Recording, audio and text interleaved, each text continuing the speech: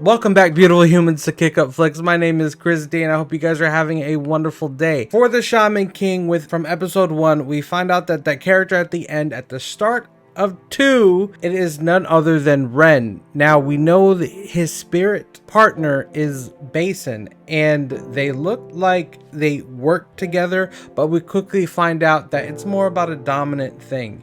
In this episode, what you kind of really do find out about, if you haven't seen it yet, is what a job of a Shaman King is going to do at this present time, and what their goal is, and kind of what they mean to the world behind the scenes, because they're talking about a lot of spirit world. And when these two fight, when Yo and Ren fight, Ren wants to kill Yo in order to dominate or take over the samurai spirit, and for the only reason he wants to do that is because he realizes his strength, which is stronger than Basin, and he does admit that himself. Amida Maru, which is the samurai, I guess he was very legendary during his time, but at the same time I think Ren would also, believe it or not, be a good partner, because he has this natural athletic ability and already knows martial arts.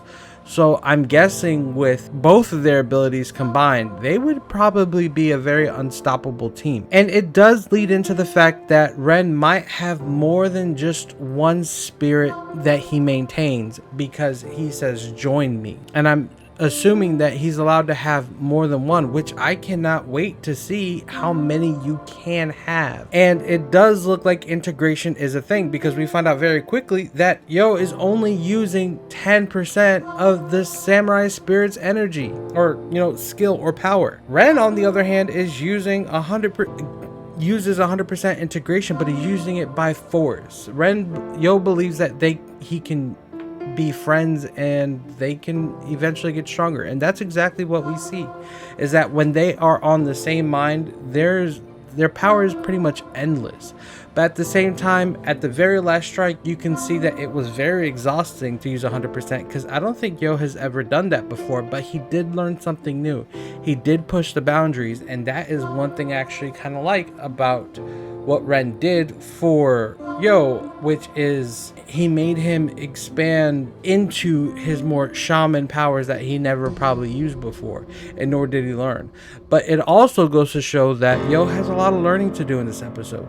But we do, toward the end, find a little snippet of, the grandfather talking about what a shaman is, and how, not everybody gets to do this, but is a Shaman King becomes like a savior for the people, and also has a chance to meet what they call the highest spirit, or the word God, as they would say in the anime, which ends up being a very religious thing. And I wonder how they're going to use this later on in the future, or in this realm. Do they have to move on? Do they stay where they're at? I mean, how do they move on from this point forward in the story? But at the very end, we do find out, at the end of the episode, there is a new character, and I love how they are introducing these new characters, and that is Ann Itako, which is Yo's fiance, and she looks to be pretty much like a boss, because I don't know, she just came in owning things, and she didn't have to really introduce herself if she didn't want to,